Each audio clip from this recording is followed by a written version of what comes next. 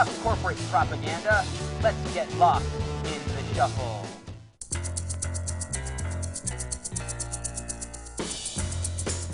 Rave is like big wow!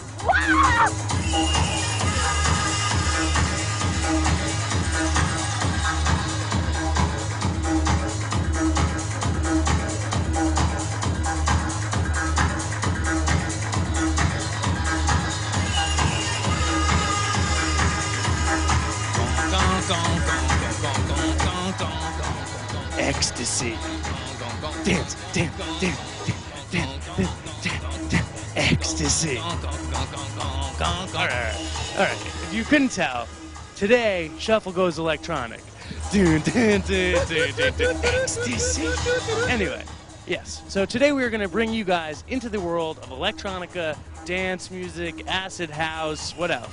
Breakbeat, Jungle. funky jungle, drum and bass. Drum and bass. That's a really cool sounding one. Techno, plain old-fashioned techno, whatever. Acid hardcore. Oh yeah, I mean the list goes on. Mushroom jazz, we call it. Ecstasy rock.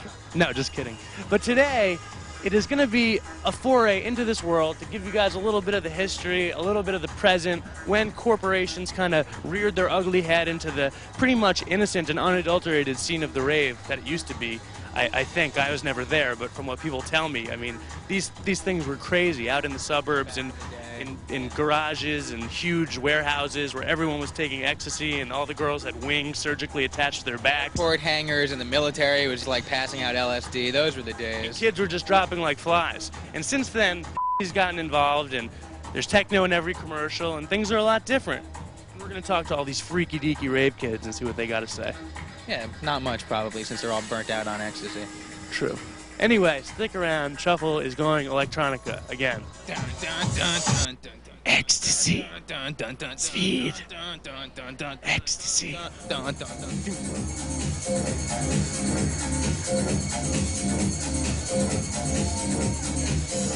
Music for me is a way of life ever since I was a kid, and I know for a lot of people it's like that too.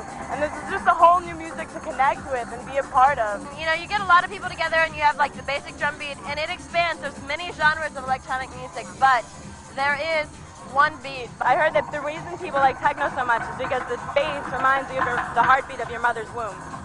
And Very interesting. now you know.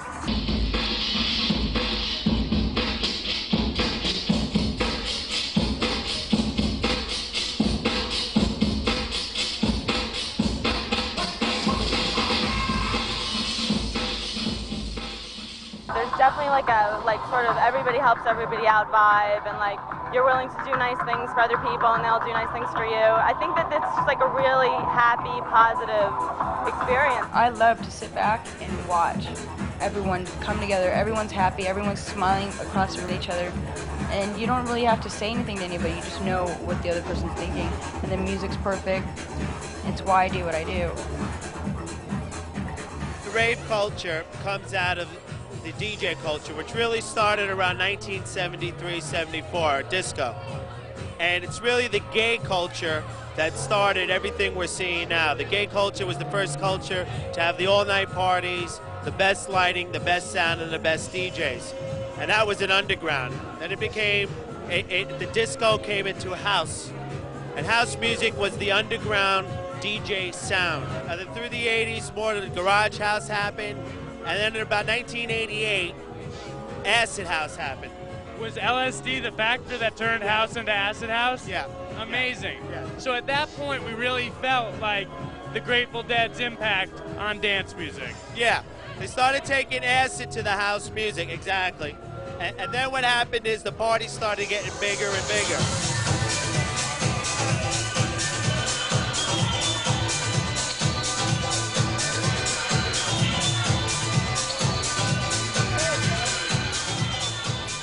Really the black gay sound. So now it always bugs me out being born and raised in New York and watching this whole culture happening. It's just really a whole very ethnic, spiritual kind of happening now. It's just funny for me to see white people get into it. And this whole yuppie dance. Well, yeah, now the yuppies, now the English. Germany and like Holland's where the real hard sounds came from because it's very white over there. That's like the techno, that's the hardcore sound. Over here in New York, there's a lot of soul and funk. So if you hip hop or if you hear any techno producers out of New York, they always got a little funk in them.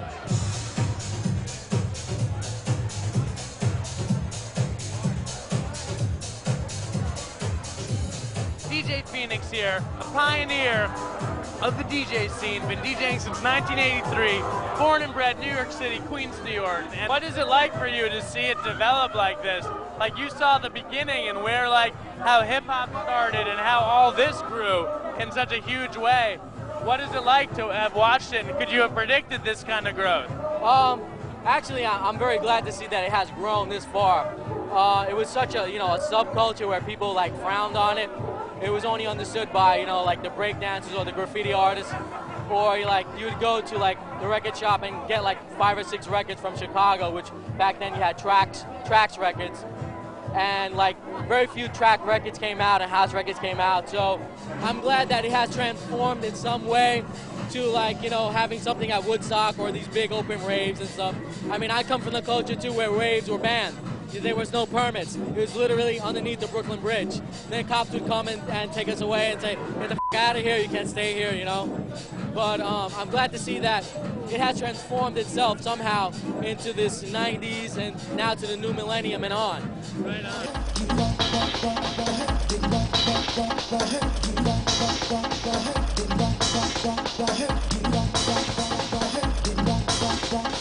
Don't turn your back on me.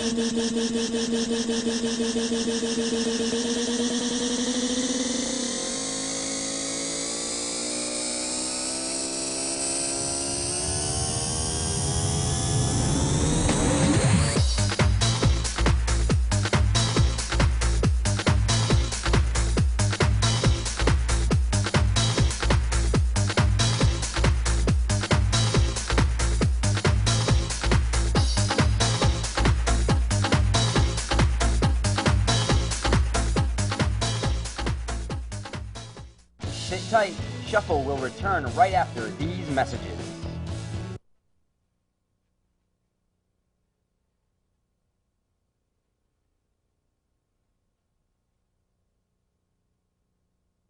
Enough corporate propaganda, let's get lost in the shuffle. You think I'm crazy, don't you? No. Okay. Do you guys listen to electronic music? Used to, a lot, yes. Like you were a raver kid? I used to go to a lot of clubs. Candy girl. Not a candy girl, but I used to go to a lot of clubs in the city. And what's a candy girl? I'm not a candy girl. What is a candy girl? She walks around, she's got her little candy around her neck. There's candy on it. And gets people to suck on the candy. And that's a big like thing at raves, right? Yeah. Now it is, yeah. But they really do have like high beliefs, like that it's some oneness and a tribal kind of feel, right? Like hippie kind of stuff, like loving each other and being tight and stuff. I have no idea. I don't think so. I think it's just about going out and dancing to them. Right on. And doing drugs. And doing drugs. How helpful are psychedelics to this whole, collaboration? It's like anything, it can be used to expand it. It's not needed. Like the people that come here for the drugs, they wear them out and within a year they're gone, and like the people that are here for the music are still here. I don't really think that you need it, but it does enhance it just like a bar is enhanced by alcohol. I mean, I understand this music when I'm on ecstasy, but that's the only time. Would you say that was the biggest drug used in the scene? Not really. I mean, yeah, in a large part, but there's a lot of people doing other like recreational drugs like coke. This is like a good coke atmosphere. If you don't mind getting into that. And, I don't know, I'm actually not really on anything other than pot, and I'm just having a great time. I'll watch the room and I know that the music's winding up and up and up, and I see people getting really excited, and all of a sudden they're dancing all weird, like they're not even aware of their body movements anymore, and it's awesome to sit back and watch that. I don't know what they're on, or if it's just the music and the way it's being played through the chakras and the Kundalini thing, and if it's played right. Wicked things can happen. In today's world, everybody's so apprehensive. They need a little bit something to break that matrix and sort of go through that whole matrix and, be real. Be themselves. Be themselves, exactly.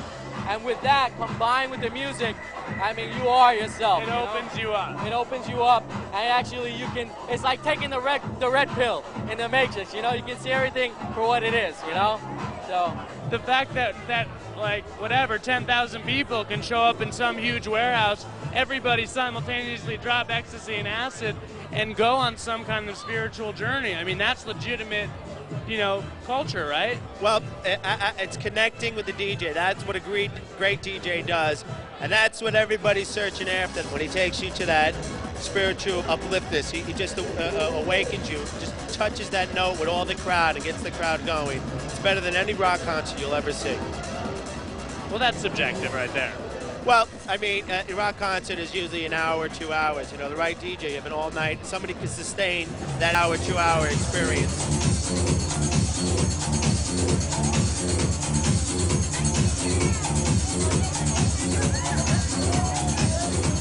Lars on the Real World was a DJ then, and you were just like, you were really trying to scope out the scene in London.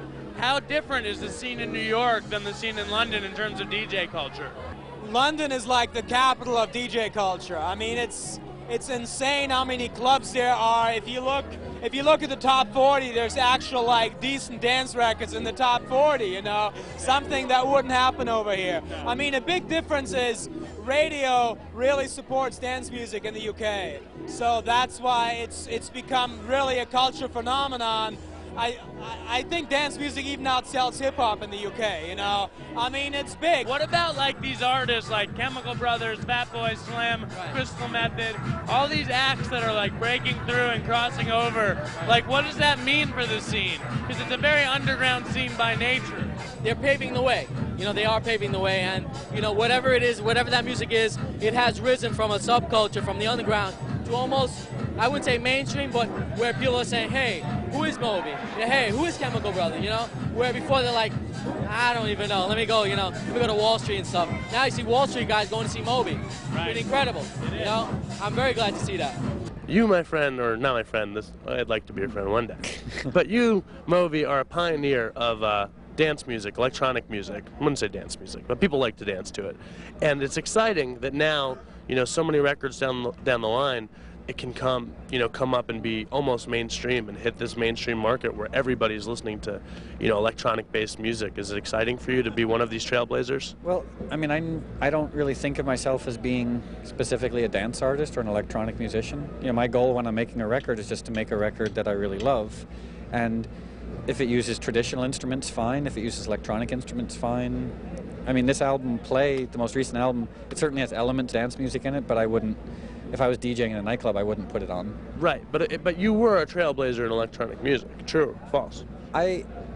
If I was in fact a trailblazer, it would be by accident, just inadvertently. My goal was never to be a trailblazer. My goal was always just to make music that I like.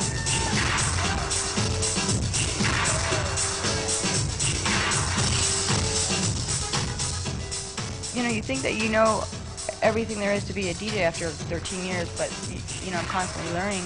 And now that I've learned how to mix without really thinking, I've paid attention to the crowd, and it really makes a big difference if you are one with them and they feel it, and it's a 50-50 thing. We feed off each other.